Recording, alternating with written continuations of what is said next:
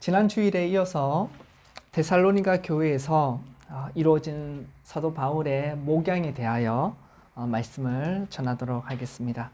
바울은 자신과 자신의 선교팀을 두고 그들이 행한 목회 사역을 세 가지 비유, 세 가지의 가족 비유로 설명하고 있습니다. 하나가 유아였고 어린아이죠. 그리고 어머니, 그리고 아버지라는 세 가지 비유를 가지고 설명을 하고 있습니다. 지난 주일에는 바울의 목회는 유아의 모습, 다시 말해 어린 아기처럼 순수했다라는 사실을 우리가 살펴보았습니다. 오늘은 두 번째 비유인 어머니같이 목회를 하였음을 한번 살펴보겠습니다. 그리고 사도 바울의 이 어머니같이 목회한 모습을 통해 우리 교회는 그러면 어떠한 목양 공동체가 되어야 하는가, 그리고 신자 개개인은 어떻게 교회의 목양을 받아야 하는지를 그에 대한 교훈의 말씀을 전하도록 하겠습니다. 7절의 말씀을 보시면 7절 하반절에 유모가 자기 자녀를 기름과 같이 하였다라고 말합니다. 사도 바울이 자신의 목회 사역을 말하기를 유모가 자기 자녀를 기름과 같이 하였다라고 합니다. 여기에는 유모라는 말이 사용되었습니다. 헬라어 단어에는 어머니라는 단어도 분명히 있는데 사도 바울은 굳이 헬라어 단어의 유모를 가르치는 단어를 사용하였습니다. 유모는 자녀들을 돌보도록 고용된 사람이라는 거 잘 아시죠? 바울이 살던 그 그리스 로마의 문화 배경에서는 유모를 고용하는 것은 일반적이고, 또 유모들은 가정에 매우 중요하고 사랑받는 존재였습니다. 일반적인 그러한 모습인데, 하지만 우리가 주의해야 될 것은 뭐냐면 지금 사도 바울이 사용하고 있는 이 유모라는 유모는 고용된 유모가 아니라, 돈을 주고 이렇게 고용된 유모가 아니라는 것입니다. 아기에게 수유를 하는 그 친어머니를 가리킵니다. 왜냐하면 성경에 이어서 유모가 자기 자녀를 기름과 같이 하였다라고 말하고 있기 때문에 그렇습니다. 유모가 자기 자녀를 기름과 같이 하였다. 그래서 어머니라고 말하지 않고 그러면 유모라고 표현한 것은 왜일까요? 어머니가 젖먹이 아기를 먹이고 기르는 행위를 강조하기 위한 것입니다. 여기서 유모는 아기에게 젖을 먹이는 어머니라는 사실 기억하십시오. 7절에 그 유모가, 그 어머니가 자기 자녀를 길렀다라고 표현합니다. 기른 것처럼 내가 목회 사역을 하였다. 여기 길렀다라는 말이 헬라어로 달포라고 할 수 있는데, 문자적인 뜻은 이렇게 뭔가를 식지 않도록 하는 겁니다.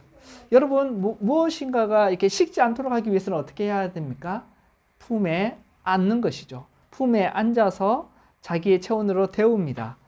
유모는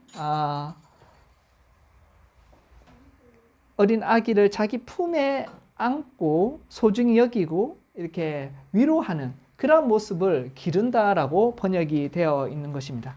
그래서 유모가 자기 자녀를 기름과 같이라는 표현은 품에 안아 따뜻하게 돌봄과 같이 이렇게 이해하면 좋습니다. 사랑으로 보살폈다라는 말이고 애정으로 감쌌다라는 표현입니다. 어머니가 젖먹이 자기 자녀를 품에 안듯이 그렇게 사랑으로 따뜻하게 교회를 품으며 사도 바울은, 그리고 사도 바울의 선교팀은 목양했다라는 뜻입니다. 바울과 선교팀은 데살로니가 교회를 사모하였습니다. 그들은 고백하기로 하나님의 복음뿐만 아니라 자신들의 목숨까지도 주기를 정말 기뻐하였다라고 그렇게 말합니다. 여기서 목숨이라는 말은 단순히 생명만을 뜻하는 것은 아닐 것입니다. 사도 바울이 단순히 목숨을 내놓겠다 그런 의미가 아니라 자신의 온 존재를 나타내는 것입니다.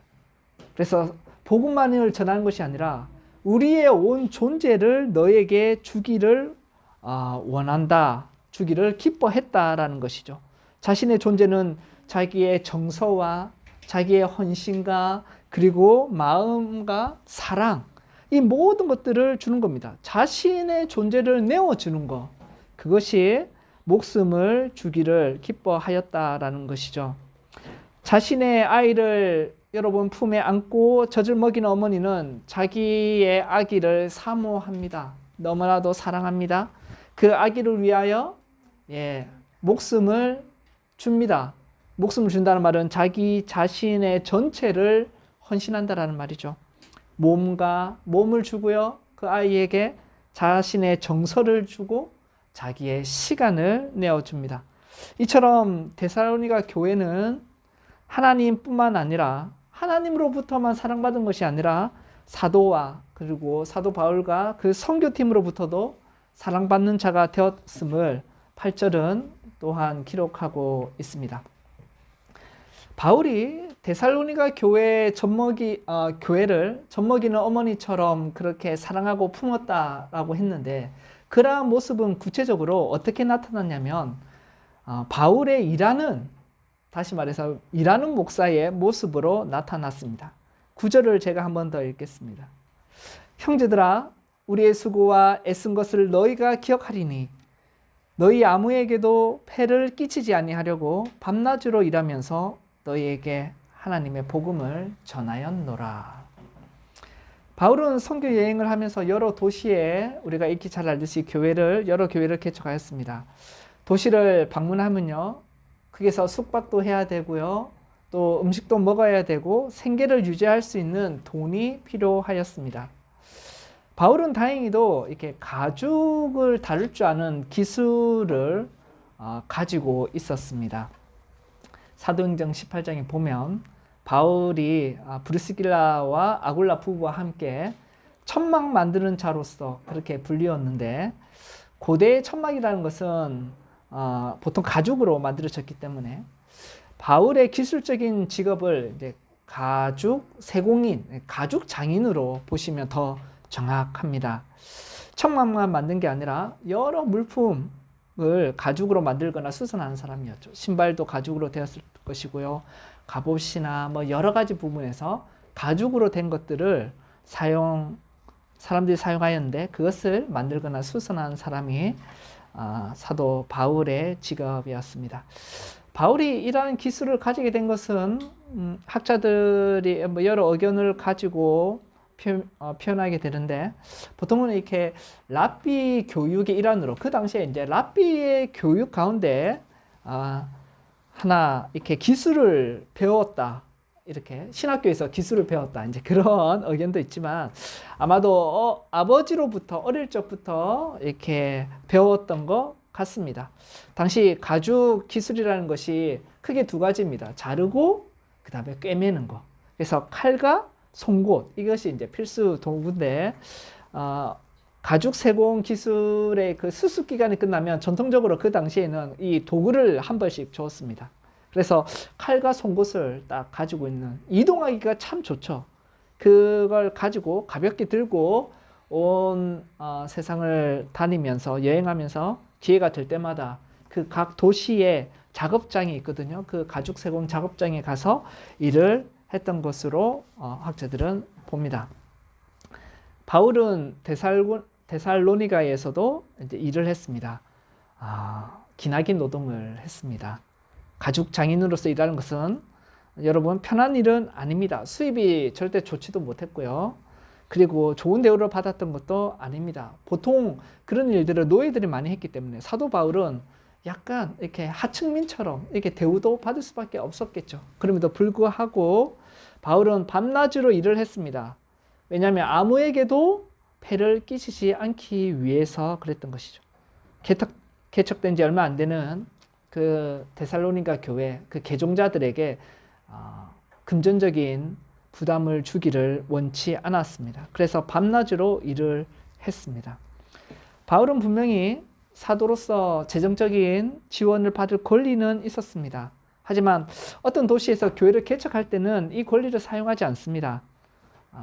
데살로니가 교회에서 교회를 개척하고 신자들이 나왔지만 그들에게 사도 바울의 생활비를 요청하지는 않았고 오히려 그 전에 옆에 있는 옆 동네의 빌립보 교회 이미 개척되어지고 좀 든든하게 서가고 있는 빌립보 교회로부터 후원을 받고 충분하지는 못했겠죠. 거기에다가 이제 자기가 열심히 일을 하면서 그렇게 자신의 노동으로 돈을 보태서 데살로니가 교회를 세워가는 일, 한 6개월 이상은 됐다고 보는데 거기에서 생활비를 충당했던 것입니다.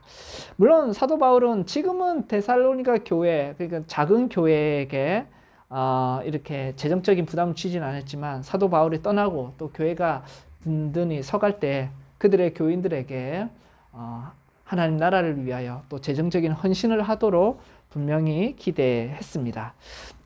하지만 막 세워갈 때, 그 교회가 연약할 때 데살로니가 교회의 개종자들에게는 금전적인 부담을 줄 수가 없었죠. 왜냐하면 당시에 이렇게 순회 강령자들처럼 지식을 전하고 자기가 지식을 전하고 강의 수입을 버는 그런 사람들이 순회 강령자들이 많이 있었는데 하나님의 복음을 전하는 이들을 이런 부류로 오해받기를 원치 않았기 때문입니다.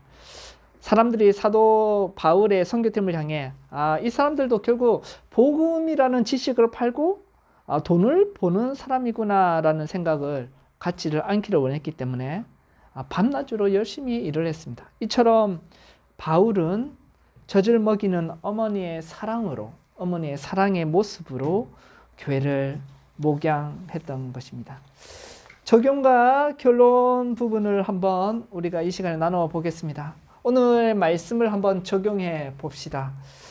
여러분, 먼저 목사에게 적용하겠습니다. 물론 장로도 마찬가지죠. 목사와 장로는 성경의 기준에 동일합니다. 단지 가르치는 은사에서만 차이가 날 뿐입니다. 사도들의 모범에 따라 각 교회를 목양하는 목사들은 사도 바울과 같이 자신의 젖먹이 자녀를 품은 어머니처럼 사랑으로 교회를 품고 돌봐야 합니다. 목사는 냉소적이고 화를 잘 내고 다투고 날카롭고 성질을 부려서는 하나님의 교회를 세우는 데 전혀 도움이 안 될 것입니다. 하지만 지금 어머니 같아야 한다라는 이 말씀은 단순히 외적으로 풍기는 따뜻한 성품과 이미지만을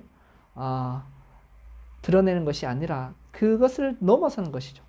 다음 주에 살펴보겠지만 목양은 때때로 아버지의 훈계하는 모습으로도 나타납니다. 다만 여기서 말하는 것은 지식만 전하는 그 학원 강사와 같은 그런 존재가 되어서는 안 되고 자신의 존재를 자기의 정서와 헌신과 그 마음과 사랑을 주는 그 아기에게 주는 그 어머니의 사랑을 목사는 닮아야 한다라는 것입니다. 목사는 어떻게 전인격적으로 자신이 목양하는 교회에 자신을 내어줄 수가 있겠습니까? 목숨을 내어놓는 일은 현대에 많지 않습니다. 하지만 몇 가지 적용점이 있죠. 목사가 성도에게 목숨을 준다라는 것은 삶을 준다라는 것이고 이것은 시간을 쓴다라는 것으로 표현될 수 있습니다. 목사는 성도를 위해 자신의 삶, 시간을 사용해야 합니다. 목사는 목회자로 살아가면서도 자기만을 위한, 자기 자신만을 위해서 시간을 사용할 위험이 항상 있고 그 유혹은 너무나 강합니다. 왜냐하면 교회를 위해 시간을 사용하는 것과 목사 개인을 위해 시간을 사용하는 것이 분명치 않고 애매할 경우가 목회자의 일에는 항상 있기 때문에 그렇습니다. 또한 회사에서 일하는 것처럼 그와는 달리 조직과 그리고 정해진 스케줄에 덜 얽매이기 때문에 목사의 시간 사용은 항상 유혹과 위험이 있습니다. 목사는 교회를 위해 최소한의 시간만을 사용해서는 안 됩니다. 예를 들어 성도들에게 보여지는 일, 예배당을 청소하거나 예배를 준비하고 설교와 교리 수업만을 준비하고 끝내서는 안 됩니다. 목사는 자신의 존재를 교인들에게 주어야 합니다. 선한 목자는 양들을 위해 목숨을 버립니다. 자기의 야망의 성취, 자아 실현이 목회가 되어서는 안 되고 양들의 유익을 위해 헌신해야 합니다.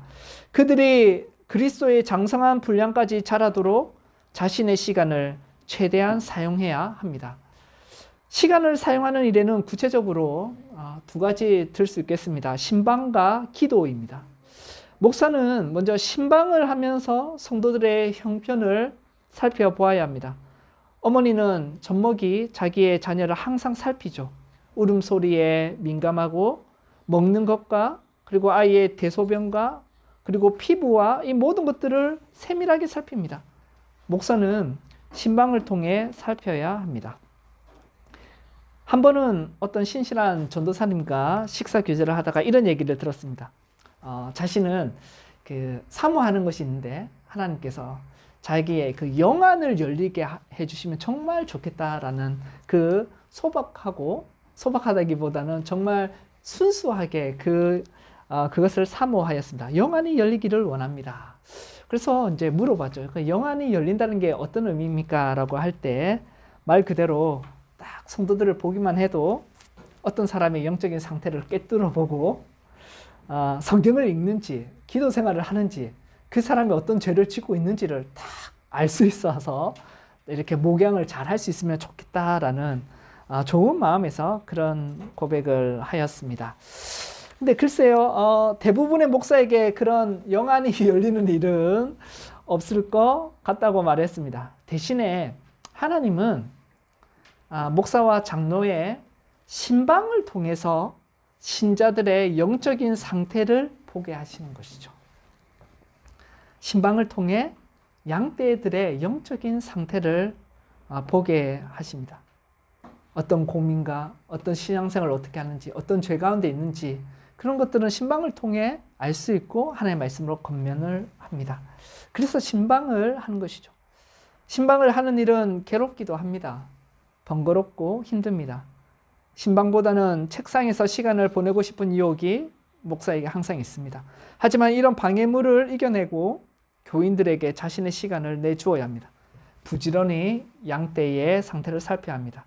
개혁교회에서는 적어도 1년에 한 번은 공식적으로 장로들이 각 가정을 방문하여 목양의 보살핌을 하는 전통이 있습니다. 우리 교회도 1년에 한 번은, 최소한 한 번은 목사의 신방을 받도록 합니다. 목회자는 시간을 내어 신방함으로써 부지런히 양떼를 살펴보아야 합니다. 목사가 교회를 위해 삶을 주는 법, 시간을 쓰는 다른 한 가지는 바로 기도입니다. 여러분, 갓난아이와 어머니가 대화 나누는 장면을 보신 적이 있으십니까? 예, 우리 교회에서 익히 잘 볼 수 있습니다. 또 여러 어머니들은 경험해 보았을 것입니다.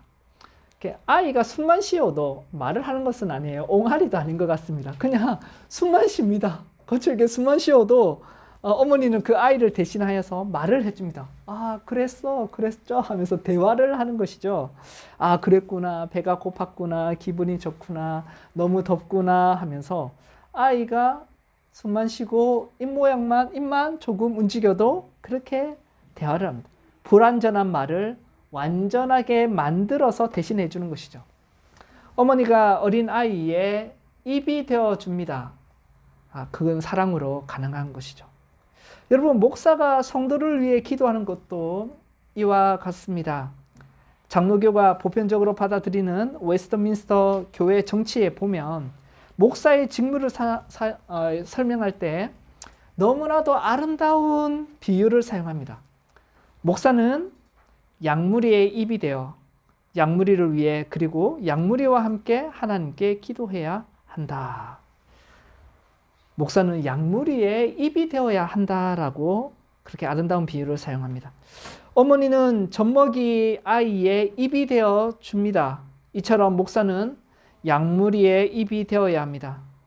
모든 신자들이 무엇을 구해야 할지 알지 못할 때 성령님께서 우리를 위해 대신 기도해 주시듯이 목사는 또한 어리고 연약한 신자들, 기도를 온전히 배우지 못하고 제대로 할 줄 모르는 신자들, 또한 게으르고 나태하고 영적인 침체에 빠져 또한 바른 기도를 마땅히 드려야 할 기도를 드리지 못하는 신자들을 위해서 목사는 그들의 입이 되어줘야 합니다. 목사는 하나님께 그 신자를 위하여 기도해야 하는 것입니다. 제가 지금까지 표적 설교를 했습니다. 마음이 굉장히 아려오는데 여러분, 이런 목사가 되도록 여러분 또한 기도해야 하는 것입니다. 두 번째로 어머니의 사랑으로 목양한 바울의 메시지를 우리 공동체에 적용하겠습니다. 여러분, 우리 은평시민교회는 사도 바울의 목양에 따라서 어머니의 사랑하는 모습으로 신자들을 품어야 합니다. 따뜻한 공동체가 되어야 합니다. 7절에 유모가 자기 자녀를 기름과 같이 하였다라고 했습니다. 기른다는 말이 품에 안고 따뜻하게 돌본다라는 뜻이라고 제가 말씀드렸습니다. 이 단어는 사실 자주 쓰이는 단어가 아닙니다. 성경에 딱 2번 쓰이는데 오늘 본문에도 쓰이고 그리고 에베소서 5장 29절에 씁니다. 에베소서 5장 29절을 제가 한번 읽겠습니다. 누구든지 언제나 자기 육체를 미워하지 않고 오직 양육하여 보호하기를 그리스도께서 교회에게 함과 같이 하나니, 그리스도께서 교회를 보호한다라는 그 표현에 딱 이 단어를 씁니다. 그리스도께서는 교회를 품에 안아 보호하시고 따뜻하게 어머니의 사랑으로 그렇게 하십니다. 사실 어머니가 바로 그리스도를 본받아 그렇게 사랑하는 것이고, 그리고 에베소서 5장은요 사실 남편과 아내에 대해서 말하고 있습니다. 남편은 아내를 그렇게 그리스도께서 교회를 품고 양육하고 보호하듯이 남편은 아내를 품고 보호해야 하는 것이죠. 품에 안고 따뜻한 사랑으로 그렇게 돌봐야 하는 것입니다. 종교개혁자 칼빈은 그의 기독교 강요에서 제4권 제1장에 참된 교회에 대한 부분에서 교회를 두고 이렇게 교회는 신자의 어머니다라고 선언합니다. 믿는 자가 영적으로 태어나도록 하고 또 성장하도록 양육하는 존재가 뭐냐라고 할 때 바로 교회입니다. 이처럼 지역교회는 어린아이를 젖먹이고 품듯이 그러한 유모와 같은 어머니와 같은 보살핌을 교회는 제공해야 하는 것입니다. 제가 어릴 적에 유치원생 정도 됐을 때 어머니가 갓 태어난 막내 동생에게 젖을 물리는 모습을 보았습니다. 갓 태어난 좀 지났겠죠. 막내 동생이랑 제가 한 6살 차이 나거든요. 그러니까 그때에 젖을 물리는 모습을 보았습니다. 어머니의 그 젖꼭지가 이제 불어 터서 아이에게 아이에게 씹혔는지 피가 많이 났습니다. 연고를 막 바르시더라고요. 연고를 바르시고 또한 제 동생에게 이렇게 젖을 물리는 모습을 그 어린 제가 보았습니다. 그때는 이제 첫 번째 드는 생각이 이 연고를 발랐는데 동생이 또 이렇게 젖을 먹으면 진짜 맛은 없겠다 하면서 그 생각이 제일 먼저 났고, 그 다음에 얼마나 아프실까 그 생각을 했던 것 같습니다. 여러분, 교회 공동체는 모든 성도들을 품 안에 있는 자녀를 기르듯이 따뜻한 품으로 품어야 합니다. 사랑에는 수고가 따릅니다. 사랑은 굉장히 수고롭고 그리고 고통스러운 노동을 요청합니다. 때로는 젖을 빠는 어린 아기가 어머니에게 정말 고통을 주듯이 교회도 때로는 미숙한 신자로부터 고통을 당하기도 합니다. 그래도 품어야 합니다. 교회는 신자의 어머니의 역할을 절대 포기해서는 안 됩니다. 마지막으로 개인에게 오늘의 메시지를 적용해 보겠습니다. 각각의 신자들은 오늘의 메시지를 어떻게 적용해야 되겠습니까? 먼저 기억해야 될 것은, 첫 번째는 신자는 교회에 속할 의무를 가진다는 것입니다. 여러분, 신자는 반드시 신자의 어머니가 되는 교회에 속할 의무를 가집니다. 이것은 선택이거나 취향이 아니라 의무입니다. 빌헬무스 브라켈이라는 네덜란드의 목사님이 계셨습니다. 그분은 이렇게 말합니다. 구원받고자 하는 모든 사람은 교회에 가서 교회 공동체의 일원으로 받아들여지기를 위해 부지런히 노력해야 할 의무가 있습니다. 교회에 들어가야 할, 그것을 그냥 들어가는 것이 아니라 그 교회의 공동체 일원으로 받아들여지기 위해서 부지런히 노력해야 할 의무가 있다는 것입니다. 왜냐하면 교회는 하나님께서 택하신 자들을 구원으로 인도하시는 방법입니다. 사도행전 2장 47절에 주님께서 이렇게 사도행전에 기록되어 있습니다. 주께서 구원받는 자들은 날마다 교회에 더하시니라. 주님께서 사람을 구원하실 때 어떻게 해요? 교회로 더하십니다. 교회는 그리스도의 영광입니다. 바로 그곳에서 그리스도께서 온 세상에 고백되어지고 선포되며 또 언덕 위의 깃발처럼 휘날리며 사람들은 그 그리스도의 영광을 보기 위하여 신자는 교회에 모여야 하는 것이죠. 교회에 속하는 것은 하나님의 그 자녀들의 본성과 정확하게 일치합니다. 신자는 회심하는 순간부터 영적인 어머니의 품에 안기지 않고서는 영적으로 태어나고 나서는 새롭게 태어나고 나서는 반드시 어머니의 품에서 자라야만 하는 것입니다. 사랑하는 성도 여러분, 이 시대에는 저마다 고통스러운 이유로 지역교회를 떠난 신자들이 많다고 합니다. 고통스러운 이유로 교회를 떠나는 신자들이 많은 것이죠. 매우 안타깝고 슬픈 일이지만 신자가 자신이 다니던 교회를 떠날 수도 있죠. 그러나 그 상처와 실패로 말미암아 혼자 신앙생활을 하겠다라는 생각을 해서는 안 됩니다. 우리 지난 주일의 말씀처럼 참된 교회의 표지가 드러나는 그 순수한 교회를 찾아 다시 정착해야 합니다. 천국은 혼자서 그리고 하나님만 있는 곳이 아닙니다. 하나님의 백성과 함께 있는 곳이 천국입니다.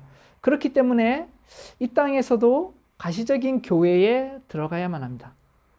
진정 자신이 천국의 백성이 되기를 원한다면 이 땅에서 하나님의 백성 가운데 들어가야 하고 그곳에 두신 하나님의 구원의 은혜의 방편들을 부지런히 사용해야 하는 것이죠. 부모의 품을 떠나서 자발적으로 고아가 되어서는 안 됩니다. 어린아이는 어머니 품 안에서 사랑과 돌봄을 통해 바르게 자랄 수 있습니다. 또한 여러분, 신자는요, 교회 안에서 어린아이의 수준에 항상 머물러서도 안 되고 성장과 성숙으로 어머니의 역할을 하는 그 자리로 가야 합니다. 교회에 오래 다닌 신자들이 품에 안긴 아이가 되어서는 안 되고 영적으로 성장하고 성숙하여 하나님의 은혜 가운데 젖을 먹일 수 있는 어머니가 되어야 하는 것이죠. 사도 바울은 8절에서 내가 너희를 사모하여 하나님 복음뿐만 아니라 우리의 목숨까지도 내어주기를 기뻐했다라고 했습니다. 자신을 내어주는 자가 되어야 합니다. 교회에서 사랑받기만 바라는 사람이 아니라 사랑을 주는 사람이 되어야 합니다. 여러분 한번 생각해 보십시오. 여러분은 교회의 한 몸을 이루며 회원으로 있습니다. 여러분은 여러분의 교회에서 어린아이입니까? 아니면 어머니입니까? 어머니의 역할을 잘하고 있습니까? 아니면 어린아이처럼 받기만 합니까? 하지만 어머니는 주는 기쁨을 압니다. 요구만 하는 사람은 젖만 먹고 있는 아이인 것이죠. 또한 요구도 없지만 그냥 예배만 드리는 사람도 그냥 예배만 드리고 나의 신앙생활, 나의 종교생활을 하고 그 교회의 하나님의 가족들과 전혀 깊은 교제를 나누지 못한다면 젖만 먹고 있는 아이입니다. 자신을 내어주는 모습이 있어야 하는 것이죠. 여러분, 성경에 어린아이라고 할 때 예수님께서 어린아이처럼 그 순수함을 강조하셨고 지난주에 살펴봤듯이 사도 바울도 우리는 어린아이와 같이 너희 가운데 목양을 했다라고 합니다. 순수한 동기를 나타낼 때 어린아이처럼 되어야 하는 것이죠.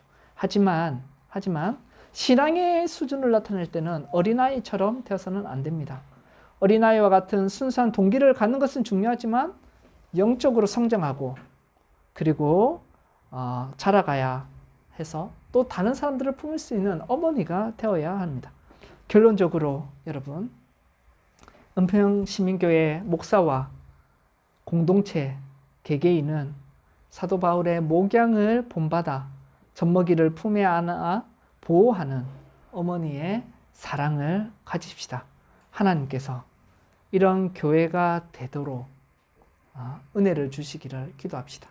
저희가 2주년이 되었습니다. 2년 동안 하나님 은혜 가운데 있는데 더욱 주님이 바라시는 목양의 모습을 갖춰가는 저와 여러분, 우리 은평시민교회 그리고 모든 분들이 되시기를 간절히 바랍니다. 아멘.